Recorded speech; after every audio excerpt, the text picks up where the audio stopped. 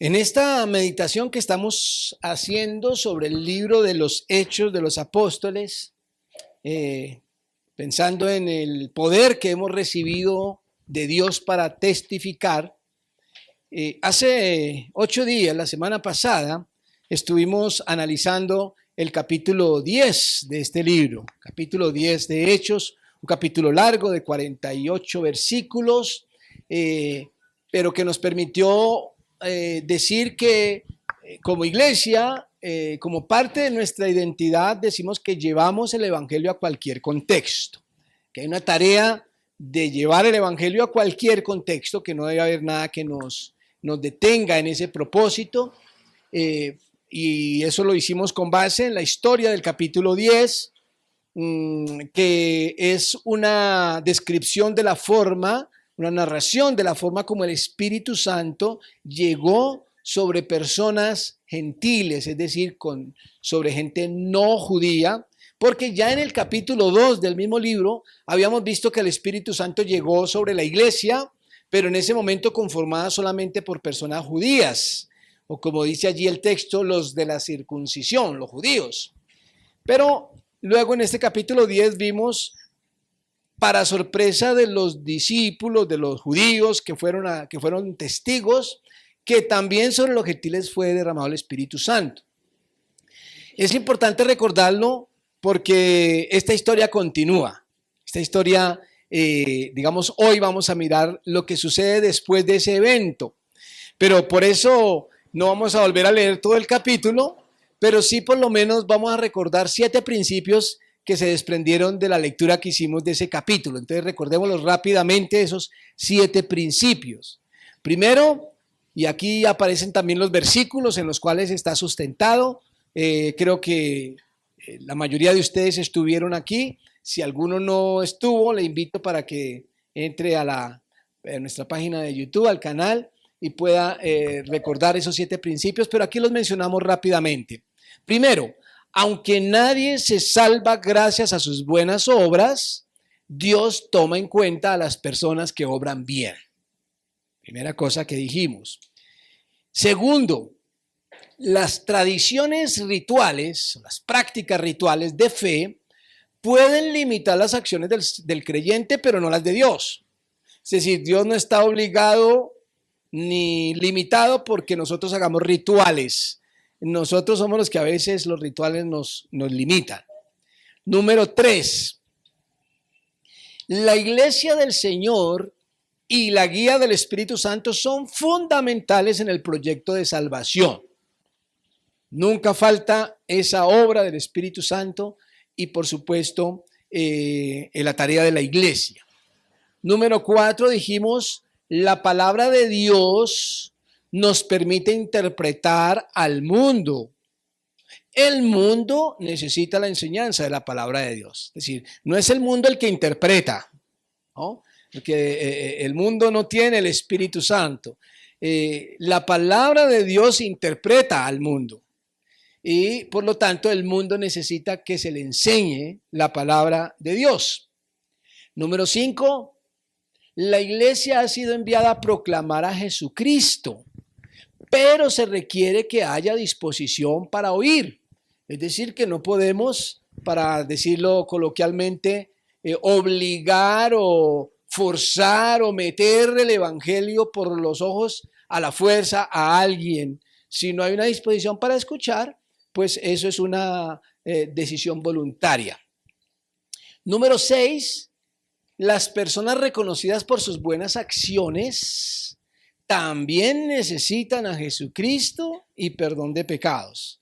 Es decir, aunque Dios puede premiar las buenas acciones de los hombres, no significa que eso sea suficiente con que una persona sea buena, sino que todos necesitamos a Jesucristo y recibir el perdón de pecados. Y número 7, dijimos, la iglesia no está para otorgar el don de Dios, sino para reconocerlo. Es decir, nadie recibe el don de Dios, y más exactamente el Espíritu Santo, porque la iglesia se lo entrega o lo reconoce, digamos, públicamente, o le dan un cargo, le dan un título. No, es Dios quien da su Espíritu. La iglesia lo que hace es reconocer esa obra de Dios en una persona o en las personas. Esto fue lo que dijimos con respecto a este capítulo 10, donde se narra, repito, la llegada del Espíritu Santo sobre los gentiles en un episodio bien interesante que todos ya conocemos. Pero la historia continúa y vamos a mirar estos versículos 1 al 18 bajo este nuevo elemento de nuestra identidad como iglesia. Cuando decimos identificamos el obrar de Dios sin prejuicios. Vamos a dejarlo allí simplemente mencionado para que lo vayamos desarrollando al leer estos 18 versículos. Identificamos el obrar de Dios sin prejuicios. La palabra prejuicios es cuando se juzga de antemano, cuando se tienen, digamos, presuposiciones o paradigmas, como usted le quiera llamar, que a veces uno ya está encasillado en una forma de pensar desde el punto de vista religioso y como que cree que las cosas tienen que ser así porque es que así han sido toda la vida, o así lo hemos creído, o así lo cree mi iglesia, o así lo cree la denominación, o así lo dice algún versículo, porque muchas veces es un versículo que utilizamos que nos encasilla y nos vuelve rígidos y como que no queremos cambiar porque es que así tiene que ser siempre. Eso es algo muy particular en los dogmas de las iglesias. Los dogmas se convierten como en una camisa de fuerza y si no es así, no puede ser, no debe ser de Dios. Entonces, por eso estamos hablando de identificar el obrar de Dios sin esos prejuicios, sin esas camisas de fuerza. Pero leamos estos versículos para que tratemos de darnos cuenta a qué nos referimos. Después de la experiencia de Pedro con Cornelio y su familia, donde recibieron el Espíritu Santo y todos fueron bautizados, dice este relato, capítulo 11, oyeron los apóstoles y los hermanos que estaban en Judea que también los gentiles habían recibido la palabra de Dios. Noten bien. Es decir, la historia de lo que sucedió en casa de Cornelio llegó hasta oídos de la iglesia que estaba en Judea, donde estaban precisamente el resto de los apóstoles, porque ustedes recordarán en lo que leímos que el único apóstol que fue a casa de Nicodemo fue Pedro. Los demás se habían quedado en Jerusalén. De tal forma que los demás se enteran de la noticia, dice aquí, que les llegó a sus oídos esa noticia. Y dice el versículo 2, y cuando Pedro subió a Jerusalén, disputaban con él los que eran de la circuncisión, es decir, los judíos. ¿Y qué decían? ¿Por qué has entrado en casa de hombres incircuncisos y has comido con ellos? Noten el reclamo que le están haciendo a Pedro. ¿Por qué has entrado en casa de hombres incircuncisos y has comido con ellos? ¿Qué es lo que está detrás de esta pregunta? Precisamente un paradigma, una camisa de fuerza, un dogma, una creencia. ¿Y cuál es esa creencia? El judío, el Hijo de Dios, no se revuelve con esa gentuza. Aquí habla de incircunciso. Yo no sé desde cuándo o dónde apareció la palabra incircunciso, pero en el Antiguo Testamento los judíos solían utilizar ese término de manera despectiva para referirse a todo el que no era judío. O sea, los no judíos eran unos incircuncisos, pero era casi como un insulto, ¿no? Por ejemplo, cuando se refieren a los filisteos, esos incircuncisos, ¿no? Hablan ellos de esa forma despectiva, son como de segunda categoría, indignos. En otras palabras, inmundos. No debemos revolvernos con esa gente. Y aquí, estos judíos de los que está hablando este texto son judíos cristianos. Es decir, estos ya han aceptado el evangelio, ya han recibido el Espíritu Santo, están incluidos los apóstoles. Y el reclamo es para Pedro. ¿Cómo pudiste haber entrado en esa casa? Nos llegó esa noticia. Y no es una pregunta simplemente de búsqueda de información. Noten que dice que disputaban con él. Seguramente el autor de Hechos, Lucas, no se toma el tiempo para hablar de todo lo que pudo haber pasado, pero en una sola palabra describe lo que estaba pasando en esa reunión. Disputaban, era un conflicto. ¿Y contra quién era la disputa? Nada más y nada menos que contra el líder de esa iglesia primitiva, la máxima cabeza que había, el más representativo, aquel a quien Jesús le dijo: a ti te daré las llaves del reino de los cielos. Aquel que fue el primero en pararse a predicar el día que llegó el Espíritu Santo en Hechos capítulo 2. Aquel a quien le preguntaban todo sobre qué debía hacer la iglesia, Pedro, y le están disputando. Muy interesante esto, pero estos dos versículos, y quiero añadir aquí entonces algunas afirmaciones y voy a aclarar algo. He venido diciendo que estamos leyendo un texto narrativo y que cuando uno lee un texto narrativo hay que tener cuidado porque no significa que todo lo que pase ahí tiene que seguir pasando. Está diciendo qué pasó allá. Entonces yo voy a mencionar algunas cosas que pasaron según este relato, conclusiones, pero quiero que ustedes sean los que me digan si aplica a la iglesia de hoy o no, porque puede que alguien diga: no, pero es que eso fue porque era la iglesia primitiva, porque estaba Pedro, porque estaban conociendo, porque eran judíos, porque era cultural, qué sé yo, porque eso sucede con muchos textos narrativos que uno los descalifica simplemente porque era otra época. Entonces quiero que ustedes me ayuden y me digan desde su opinión si ese principio aplica o esa descripción aplica a la iglesia de hoy. Y vamos a decir en este caso, en primer lugar, que el poder para testificar no aislaba del cuerpo. Disciérnanlo bien. Me explico. El poder para testificar, que es el que venimos diciendo que estamos empoderados, que la iglesia fue empoderada en el capítulo 2, no aislaba del cuerpo. Es decir, el testigo, según lo que vemos en este relato, no era testigo allá aisladamente por su cuenta, sino que incluso la iglesia lo llama a cuentas y le dice: ¿qué es lo que estás haciendo? La iglesia tiene esa facultad, ese carácter para confrontar al mismísimo Pedro.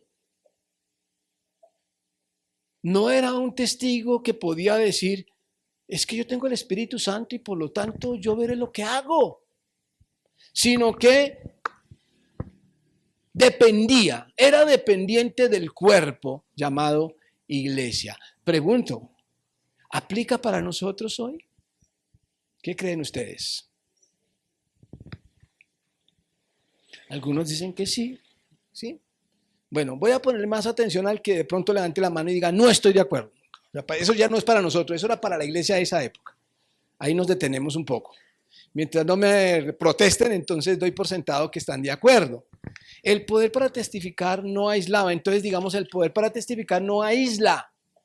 Usted es testigo de Jesucristo. Usted tiene el poder porque tiene el Espíritu Santo, pero usted pertenece a un cuerpo llamado iglesia. Es un proyecto de Dios. No es un proyecto humano, no es un proyecto, digamos, denominacional o manipulador. No, es que le plació a Dios que sus hijos fueran parte de un cuerpo llamado iglesia. Y la iglesia, y cada testigo, cada miembro de ese cuerpo depende del cuerpo. Somos uno. Jesús decía: Padre, haz que sean uno, así como tú y yo somos uno.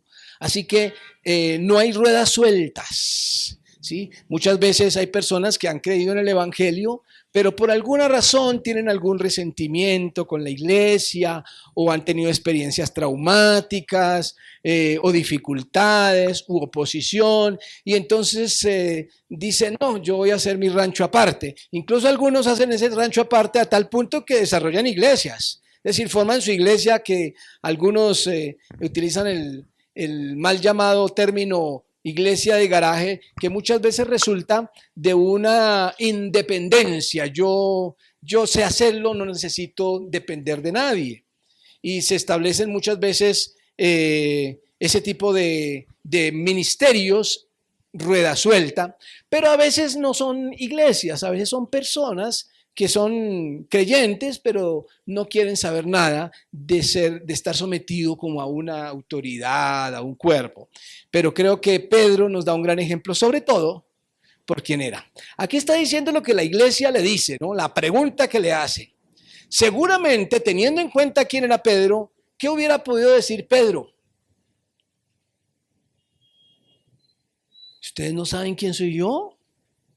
Yo soy el líder de la iglesia, yo recibí las llaves del reino de los cielos. Pero Pedro no hace eso. Ahora, aquí hay otro principio que quiero mencionar y es este. Los paradigmas religiosos son difíciles de romper. Los paradigmas religiosos son difíciles de romper. ¿Cuál era el paradigma de esta iglesia, de esta gente, de estos judíos? Los judíos no se revuelven con los gentiles, que son inmundos. Por lo tanto, y eso, repito, eran cristianos, no eran judíos de los antiguos, eran cristianos judíos. Y están enojados porque Pedro entró en casa a llevar la palabra de Dios a esos incircuncisos.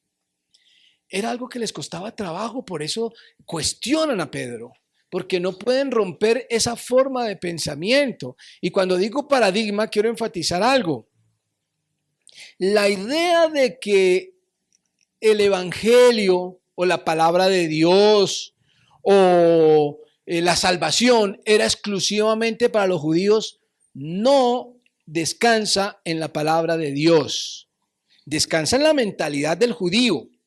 Pero cuando miramos el Antiguo Testamento, en el Antiguo Testamento hay un proyecto universal de salvación. Dios sí tenía un pueblo, el pueblo de Israel como un pueblo de Dios, pero con el propósito de llegar a los demás. No era para que se mantuvieran allá solitos. El proyecto siempre fue universal, desde el primer hombre que llamó para este ministerio. ¿A quién fue? A Abraham. ¿Y qué le dice? En ti serán benditas todas las familias de la tierra. El proyecto es universal y eso lo vemos siempre en el Antiguo Testamento. Así que el paradigma de que no nos revolvemos, si bien proviene de las costumbres de veterotestamentarias, no hace honor a la palabra de Dios. Es algo que está evidenciando que ellos tienen un dogma al que no quieren renunciar de ninguna manera.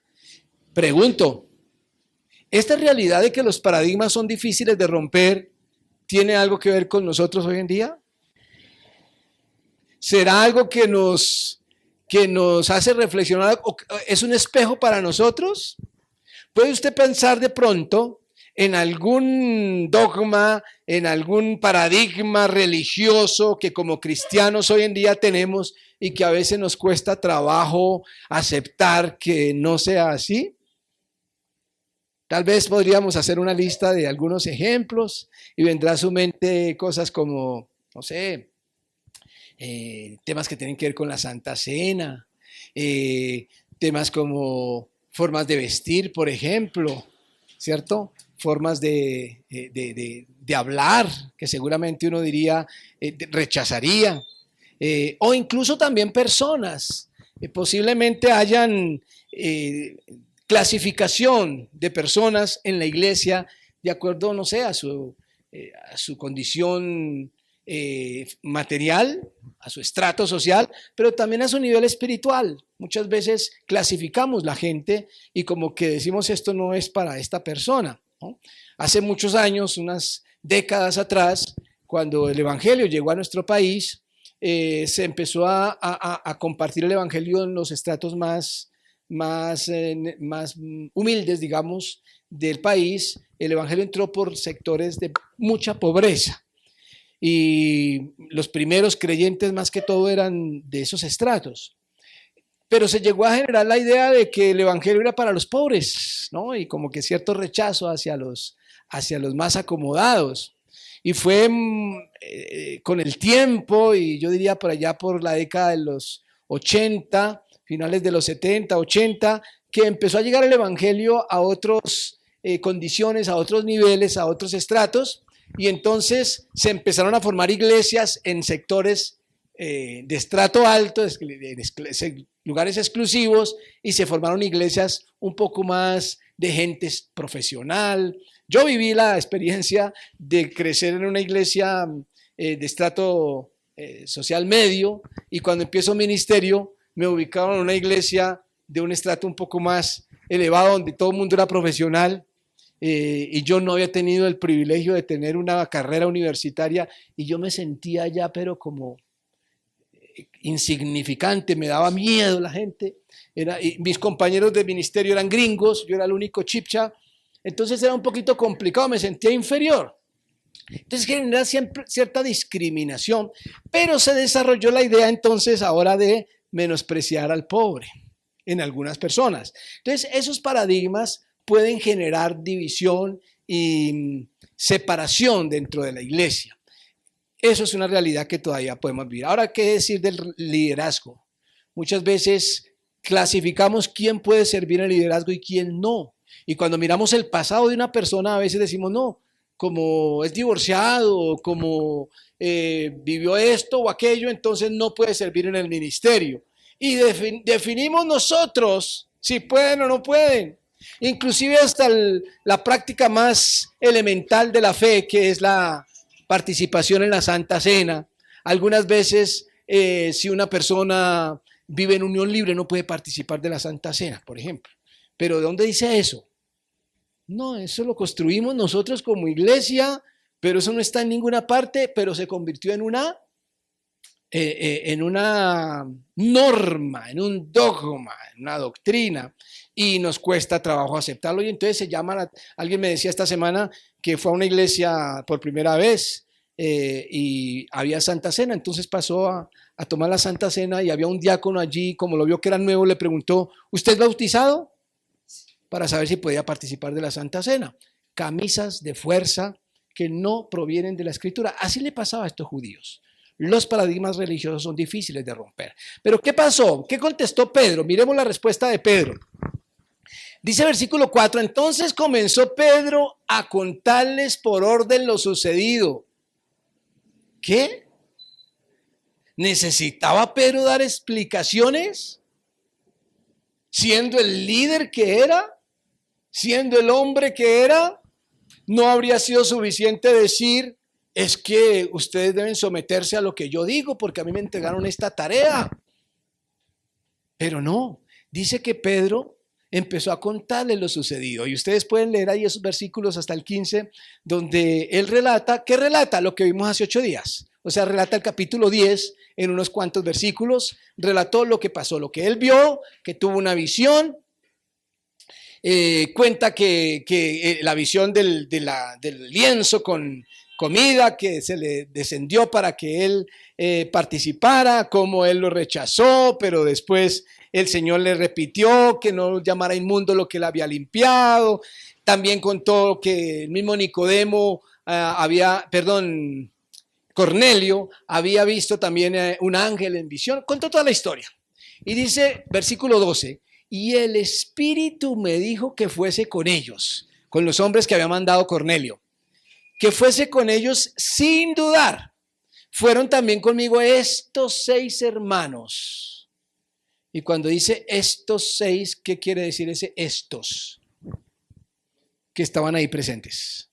Es decir, no solamente estaba Pedro, los 6 hermanos que le acompañaron, judíos, también estaban allí en la confrontación que le estaban haciendo a Pedro.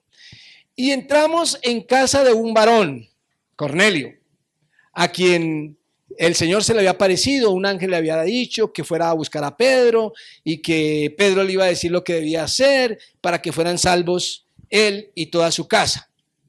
Y dice el versículo 15, y cuando comencé a hablar, cayó el Espíritu Santo sobre ellos también como sobre nosotros al principio. Es decir, él narra toda la historia, pero llega al punto clave y es, para sorpresa mía, cuando yo terminé de hablar con esta gente, de la familia de Cornelio y sus amigos, pues cayó el Espíritu Santo sobre ellos también como sobre nosotros al principio. Ese también significa de la misma forma, en la misma dimensión. Es decir, no fue una unción más chiquita, no fue las obras, fue el mismo Espíritu Santo que había caído sobre los judíos, cayó también sobre estos gentiles, para sorpresa del mismo Pedro y de los judíos que le habían acompañado. Él cuenta esta historia, pero también nos permite ver algo interesante aquí, y es que hasta los líderes rinden explicaciones a la comunidad. Hasta los líderes. Pedro, un hombre que se toma el protagonismo de estas partes de Hechos hasta donde vamos nosotros. Un hombre que inclusive en una de las alas del cristianismo, como es el catolicismo, ha sido visto como un papa, como el primer papa y como el vicario de Cristo, y lo han exaltado hasta lo sumo. Ese hombre, cuando la iglesia lo confronta, da explicaciones, cuenta el testimonio, no presume de autoridad o de autoritarismo, sino que se explica delante de toda la iglesia. Hasta los líderes rinden explicaciones a la comunidad. Pregunto a ustedes, mi querida iglesia, ¿aplica o debe aplicar para nuestra iglesia de hoy? ¿O hay alguien que tiene tanta autoridad que todo lo que diga es palabra de Dios y le vamos a cachar la cabeza, diga lo que diga, salga con el absurdo que salga, y él decide si cambiamos para acá o cambiamos para allá? ¿No? La iglesia tiene la responsabilidad de que si ve algo equivocado, incluso en sus líderes, tenga la responsabilidad de confrontarlo. En este caso, la iglesia estaba equivocada, pero Pedro no descansó en esa realidad para no dar explicaciones, sino que él y los 6 judíos que habían ido con él lograron convencer, o por lo menos explicar a la iglesia, dar explicaciones a la comunidad. No hay autoridad o autoritarismo que salga de esta realidad. ¿Y qué pasó? Versículos 16 y 17 dice, Pedro cuenta, ¿no?, que contando todavía su experiencia con Cornelio y su familia, dice, entonces me acordé de lo dicho por el Señor cuando dijo, Juan ciertamente bautizó en agua, mas vosotros seréis bautizados con el Espíritu Santo. Si Dios pues les concedió también el mismo don que a nosotros que hemos creído en el Señor Jesucristo, ¿quién era yo para que pudiese estorbar a Dios? Miren esa pregunta tan hermosa, sobre todo por los labios de donde procede. El gran líder de la iglesia primitiva dice, ¿quién soy yo? ¿Quién era yo para que pudiese estorbar a Dios? Cuando Dios toma decisiones soberanas, la iglesia no tiene ningún permiso de negar la bendición de Dios. Está en la obligación de reconocer el obrar de Dios. No es la iglesia la que decide lo que Dios va a hacer. Dios lo decide soberanamente. Pedro, el cabeza de estos discípulos, es el que dice, ¿quién soy yo para estorbar a Dios? Pero hay algo muy interesante aquí que quiero hacerles, especialmente a usted que lee la Biblia, que le gusta meditar en la palabra. Tal vez hayan algunos aquí que les guste el estudio científico profundo de las Escrituras. Algunos de ustedes han estado en instituciones teológicas, en seminarios, en institutos, meditando en la palabra de Dios. Y quiero aprovechar esta expresión de Pedro para afirmar algo de carácter hermenéutico, del proceso de interpretación, y es lo siguiente. Los paradigmas religiosos se rompen recordando la palabra de Dios, no reinterpretándola. Y quiero ser muy enfático aquí y no quiero satanizar la palabra reinterpretar. Lo que quiero advertir es acerca de un peligro que existe. Cuando hablamos de paradigmas, que estamos diciendo desde un principio, no a los paradigmas, no a los prejuicios, existe la tendencia a veces a romper paradigmas, pero por moda, por modas espirituales, por la cultura, por lo que diga la ciencia, por cosas o asuntos políticos muchas veces, porque la iglesia se mete tanto a veces en la política que terminan rompiendo paradigmas, pero por conveniencia. Muchas veces a la iglesia le pasa lo que a algunos políticos, y es que se acomodan a las circunstancias, se acomodan al gobierno que haya o se acomodan a la situación para mantener su estatus político. La iglesia no puede acomodar la doctrina a los intereses humanos, personales, materiales, ni siquiera religiosos. Sí puede romper paradigmas siempre y cuando sea la palabra de Dios la que le lleve a romper esos paradigmas. Que pueda decir, vamos a cambiar esta forma de pensar porque la palabra de Dios lo dice. Mire lo que dice Pedro. Me acordé de lo dicho por el Señor. Él no está haciendo una reinterpretación, se está acordando de las palabras, como diciendo, ahora entiendo lo que Jesús quería decir. Él se está acordando de la palabra de Dios y por eso decimos, es recordando la palabra que rompemos paradigmas, no reinterpretando a nuestro interés personal. Y entonces termina el versículo 18 diciendo, entonces, oídas estas cosas, ¿qué pasó? Callaron. Los que estaban confrontando a Pedro, los que lo estaban reprendiendo, dice, callaron y cambiaron esa reprensión por glorificar a Dios. Dice, glorificaron a Dios. Glorificar significa darle la gloria a Dios.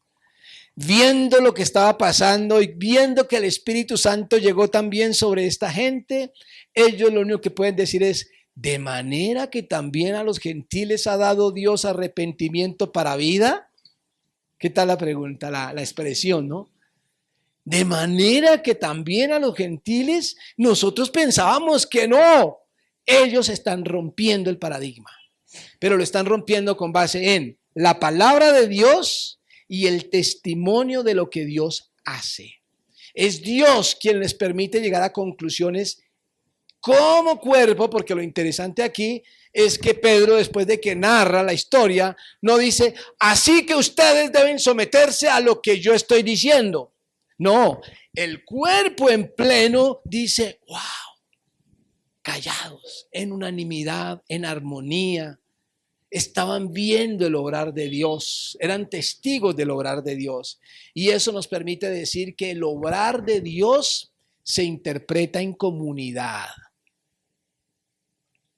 No es una experiencia aquí de una posición autoritaria de Pedro, sino de una comprensión comunitaria de la palabra de Dios. Pregunto, ¿aplica para nosotros? ¿Aplica para nosotros? ¿Qué peligro? Y aquí quiero mencionar dos peligros. Por un lado, el del ungido o profeta o soñador o visionario que presumiendo tener una cercanía mayor a Dios y una vida de espiritualidad, de ayuno y de una cantidad de cosas, pretenda decirle a la iglesia, el Señor me dijo y ustedes deben hacer todo lo que yo digo porque el Señor me dijo, me guió. Vamos ahora, de ahora en adelante vamos a hacerlo así o así o así porque el Señor me dijo. Ese es un peligro. Pero otro peligro, mis queridos hermanos, y permítanme llamarlo, es vivir en la pereza del cristiano. La pereza del cristiano es cumplir con ir cada 8 días a una iglesia y escuchar la palabra de Dios como para tanquear, pero nunca acercarse personalmente a la palabra de Dios, sino esperar lo que diga el pastor, lo que diga el apóstol, lo que diga el profeta, hagamos como él dice. No, acérquese usted Usted mismo conozca la palabra de Dios para que cuando escuche algo raro pueda decir, eso me suena como raro, no me coincide con lo que yo he leído en la palabra de Dios. Deje que el Espíritu Santo, que mora en usted tanto como en toda la iglesia, le dé sabiduría para conocer lo que la palabra dice. No podemos reemplazar la meditación en la palabra de Dios por asistir regularmente a una iglesia. Esto va de la mano. La iglesia enseña, la iglesia abarca a todos y cada uno de nosotros como un solo cuerpo, pero la vida devocional individual no se puede cambiar. Entonces, mis hermanos, el poder para testificar no aislaba del cuerpo. Los paradigmas religiosos son difíciles de romper. Hasta los líderes rinden explicaciones a la comunidad. Los paradigmas religiosos se rompen recordando la palabra de Dios, no reinterpretándola, porque algunos hablan de relectura, reinterpretación, y más bien lo podría decir acomodarla a la conveniencia de cada uno. Y el obrar de Dios se interpreta en comunidad. Todos tenemos una función dentro del cuerpo de Cristo y dentro de la tarea de entender la palabra, interpretar la palabra de Dios. Identificamos el obrar de Dios sin prejuicios. Que Dios nos permita, como iglesia, poder vivir estos que ustedes han dicho y han aceptado como que tienen que ver con nosotros. De alguna forma estamos poniendo en práctica el último punto, ¿no? Y es ponernos todos de acuerdo. Así que el Espíritu Santo es el único que nos puede guiar para caminar en estos principios al pensar en ser testigos de Jesucristo. Señor, muchas gracias por tu palabra. Gracias por tu Espíritu Santo que mora en nosotros. Gracias porque ese episodio de la llegada de tu Espíritu a la iglesia, primero sobre los judíos, después sobre los gentiles, tiene que ver con nosotros hoy en día. Y aunque somos seres vulnerables, débiles, ignorantes en muchas cosas, compartimos el gran privilegio de ser el templo del Espíritu Santo. Y descansamos en esa promesa, en ese don que tú nos diste, para caminar en la tarea que tú nos has encomendado, pero siempre de la mano del cuerpo, de la iglesia, de aquella que estás preparando, Señor, para reunirte en las bodas del Cordero. Permite que podamos seguir haciendo la tarea en esa dependencia y en ese amor. Te lo rogamos y te damos gracias en el nombre de Jesús. Amén. Amén. Que Dios les bendiga, mis hermanos. Feliz día para las mamás y no se vaya sin tomarse un tinto.